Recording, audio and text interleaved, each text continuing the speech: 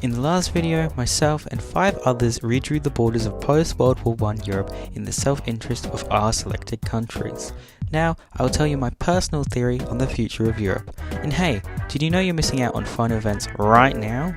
I'm hosting events like these all the time on my Discord server, so you better join. Also, make sure to let me know your opinions on the future of Europe down in the comments. The Turkish War of Independence would probably play out much like our timeline.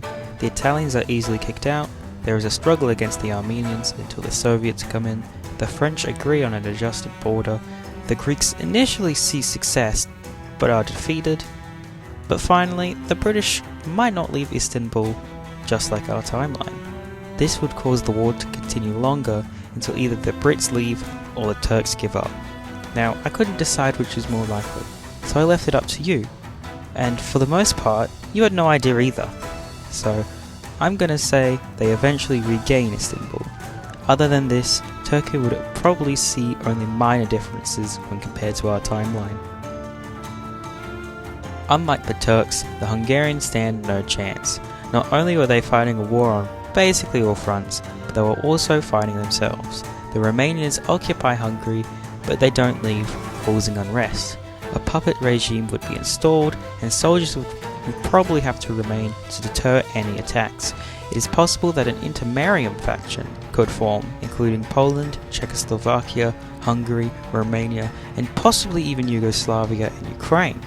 However, I believe this faction probably wouldn't last long and would be replaced with a Romanian-led Little Entente, including Romania, Hungary, and Czechoslovakia. With British and French support, the Soviets easily win the Civil War. However, the Soviets would likely invade and annex Ukraine, causing the British and French to stray away politically. The Soviets winning earlier and having left behind Allies' equipment would mean their army would be stronger. They would continue to wage war against Poland, however, a stronger army doesn't mean a competent one, and they'd likely fail to conquer Polish land. By 1924, France was meant to leave the occupied lands of Baden-Württemberg. However, the French enjoyed exploiting the natural resources out of the region and began demanding an extended occupation until 1928. The British would not have this and sent a warning to the French, with the only demand being to leave Germany. After they refused, Britain sent 2 divisions to Germany, and Germany began a small-scale remilitarization of the National Army.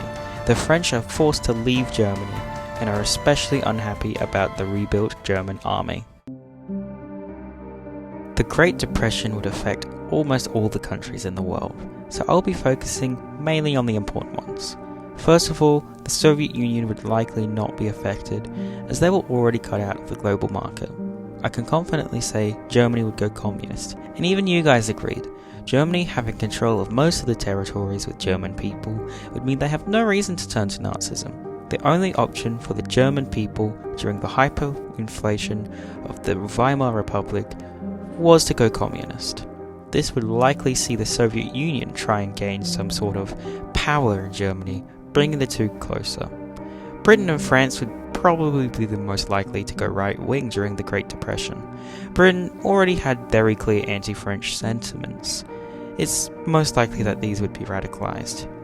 France had been embarrassed in 1924 and would still uphold a hatred for Germany and Britain.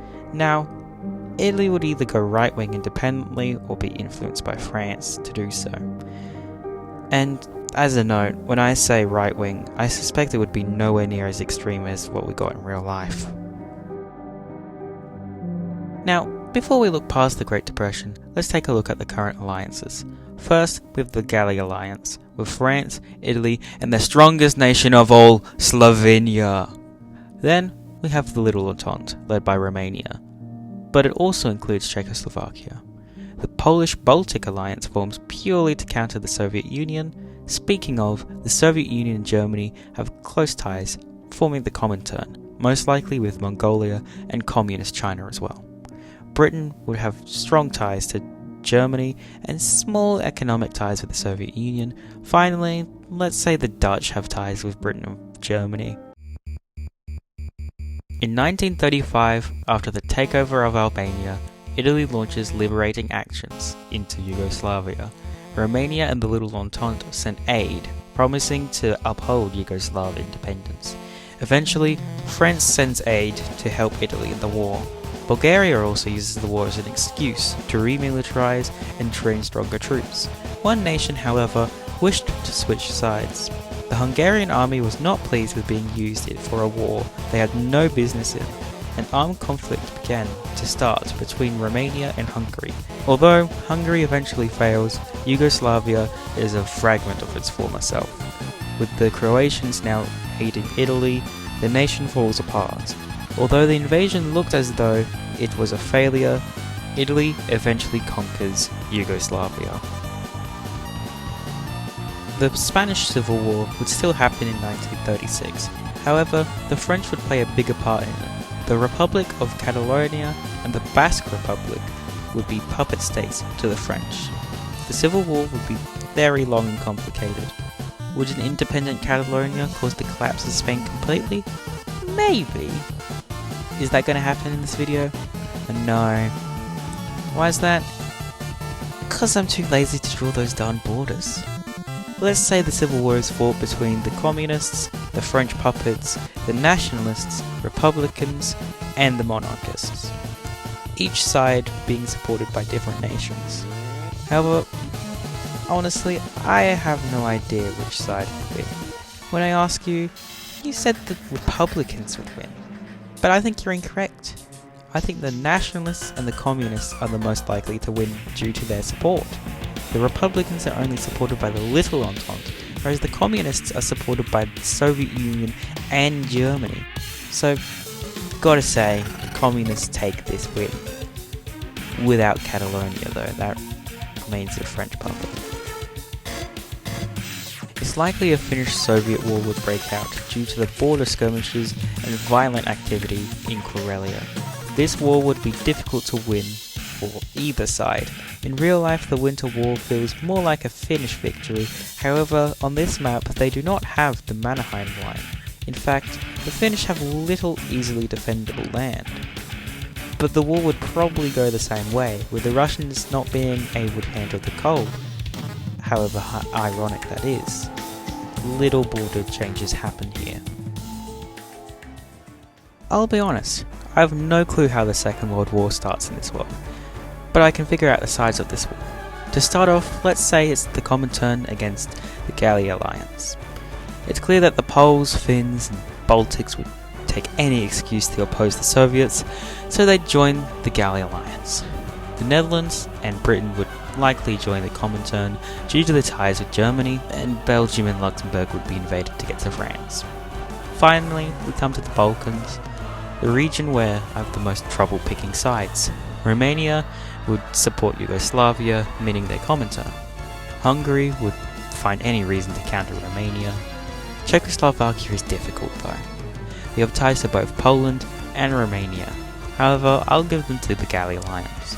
Realistically, Bulgaria could join either side, and possibly be bribed to switching sides, although I'll be giving them to the Comintern, to even out Czechoslovakia. Now finally, I believe this is the possible World War II in this world. Who would win the Second World War? For starters, let's say the US is neutral or sunk into the sea or something, just to keep it focused entirely on Europe. For starters, Spain would be pushed by France as they are weakened from their civil war. Italy would lose control of most of Yugoslavia quickly, leaving Croatia to fend for themselves. The Franco-German border would practically be a stalemate, with the Germans and Dutch overwhelming the Belgians to create a longer front. In the east, the Soviets would struggle. They'd likely be pushed far by Finland, and focus on Poland and the Baltics. If they were able to push the Baltics out quickly, they'd probably be able to win easily. However, this is entirely unrealistic. More realistically, the Soviets would be giving up land to buy time. Besides from the lowlands, I suspect Czechoslovakia would be occupied first. This is because they don't have many defendable lands due to not owning the Sudetenland, and they don't really have a reason to fight. They'd likely surrender to have more peaceful terms. Greece would be invited to kick the Italians out of Albania. and by this point the Italians would be fighting on the Slovenian border. Germans focus on defeating the French. However, a spearhead towards Paris is encircled and destroyed. The Poles and Baltics surrender, along with the Finns being pushed back. The Italians stand no chance and probably end up switching sides. Finally, France surrenders. Germany would regain some lands they lost to Poland, along with the Saarland, Alsace-Lorraine, and Luxembourg. Yugoslavia is united again. Finland suffers little. Spain regains Catalonia, the Baltics are annexed, and Poland loses massive lands to the Soviet Union.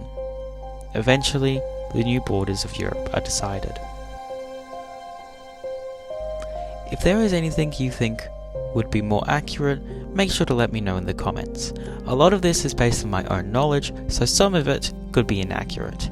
And while you're down there, you might as well like and subscribe, as this video took a lot of time and effort. But it's now over.